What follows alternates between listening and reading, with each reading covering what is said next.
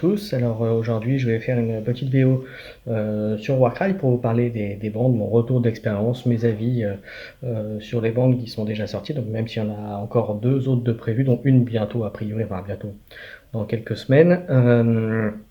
Alors mes avis pour l'instant, pour moi, de ce que j'ai pu voir et puis jouer, on va dire pour moi le top 3 des bandes au jour d'aujourd'hui, je mettrai les Ironjo, les Stormcast et en troisième les Flesh Eaters.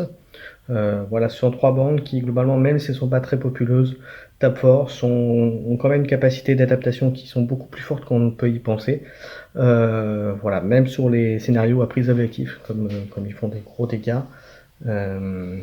Donc pour moi, ce sont les trois bandes majeures actuellement. Les Stormcast parce qu'ils ont du tir et du déplacement, ils ont de la variation aussi malgré tout pour leur déplacement.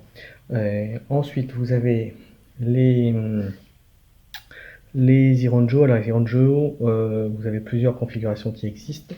Mais effectivement, c'est quand même une bande qui peut se retrouver quand même à 6-7 figurines sur le plateau, qui sont toutes des figurines avec une bonne force de frappe, qui, contrairement à comme je vous ai déjà dit, les Ironjo sont ce qu'on appelle des faux lents, car avec leur leader, s'ils sont bien placés, peuvent quand même aller où ils veulent à peu près sur le plateau assez vite, malgré tout, et très fort. Donc même si vous avez des bandes populeuses en face, ils ont des capacités quand même de gros dommages et on va dire, nettoyage de surface, on va dire ça comme ça, pour reprendre l'avantage sur le terrain. Et la dernière bande que je disais, c'était les Flesh Eaters, qui malgré tout peut être une bande aussi pas forcément très populeuse, mais qui ont pareil également de gros cogneurs, et qui sont aussi des faux lents, parce qu'ils ont énormément de capacité pour se déplacer plus vite.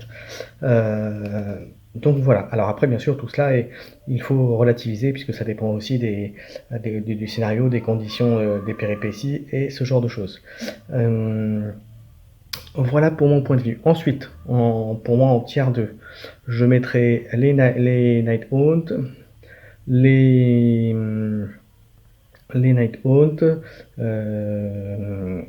Nighthaunt, les gens en Nagash et les Gobelins. Voilà, j'oublie certainement une bande parce que dans ma tête il me semblait qu'il y en avait une autre auquel je pensais. Mais après, pour moi, c'est cela. Alors, ces trois bandes, parce que c'est des bandes qui peuvent être populeuses mais qui ont aussi des capacités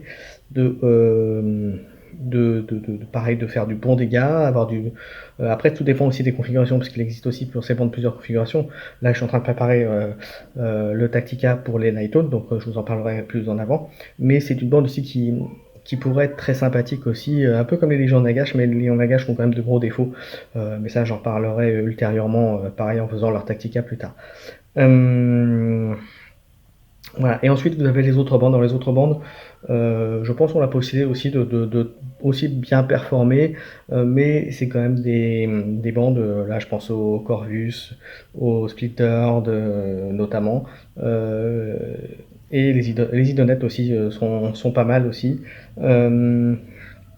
Sont des bandes sont très bien, mais qui nécessitent par exemple en coup d'entrée, voilà, je prends l'exemple des Corvus ou des Splintered, voilà, si vous voulez vraiment avoir, ou même les bandes de base comme les Untamed et les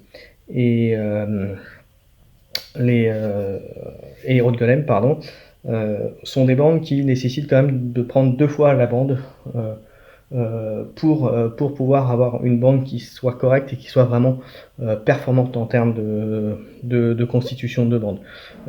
Voilà, ce sont des bandes qui peuvent être très fortes, qui ont des très bonnes capacités, des bonnes synergies, mais encore faut-il avoir les bonnes figurines pour le faire. Les aidettes, vous voyez, si je vous disais qu'on incluait le monstre et mercenaire dans la composition du compétitif, à mon avis, ils auraient moyen de performer.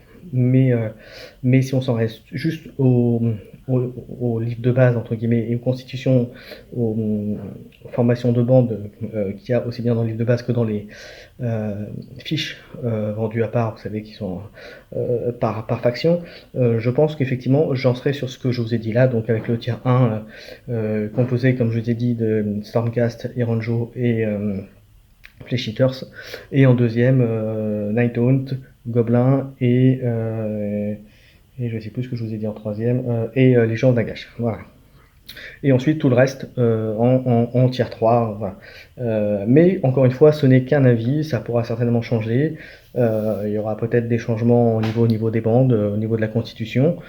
Ça changera peut-être aussi avec les deux nouvelles bandes qui vont arriver, donc une qui a été annoncée, on attend la date de sortie exacte, mais qui ont été annoncées.